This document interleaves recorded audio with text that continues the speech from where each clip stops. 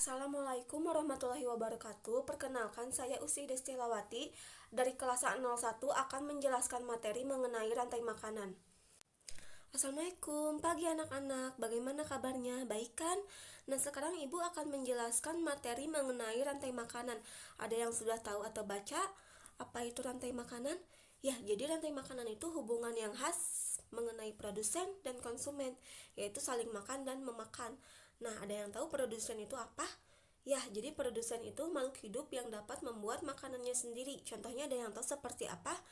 Ya, contohnya tumbuhan. Kenapa sih tumbuhan bisa dikatakan dapat membuat makanannya sendiri? Karena kan tumbuhan ada yang dinamakan proses fotosintesis. Nah, lalu ada yang dinamakan konsumen. Ada yang tahu konsumen itu apa?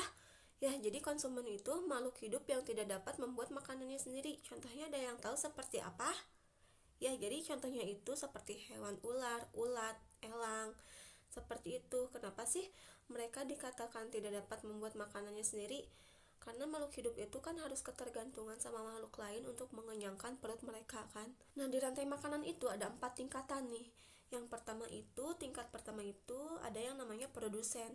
Biasanya diisi oleh padi. Lalu di tingkat kedua ini ada yang namanya konsumen satu. Nah, konsumen satu ini yang nantinya akan memakan si produsen ini yang diisi oleh si tikus. Jadi tikus ini yang nantinya akan memakan padi ini.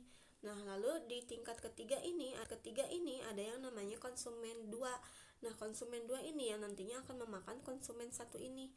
Biasanya diisi oleh ular. Nah, nanti ular ini yang akan memakan tikus. Nah, selanjutnya di tingkat terakhir ini atau tingkat keempat ini ada yang namanya konsumen 3. Nah, konsumen 3 ini yang nantinya akan memakan konsumen 2 ini. Biasanya konsumen 3 ini diisi oleh burung elang. Nah, burung elang ini yang nantinya akan memakan si ular. Nah, lalu si burung elang ini nantinya akan mati dengan sendirinya, lalu dimakan oleh yang namanya pengurai. Seperti itu. Bisa dijabarkan lagi contoh rantai makanan tadi seperti apa?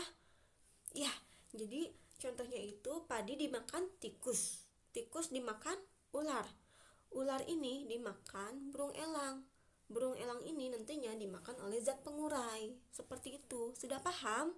Jadi segitu saja penjelasan dari Ibu. Mohon maaf bila ada kesalahan. Assalamualaikum warahmatullahi wabarakatuh.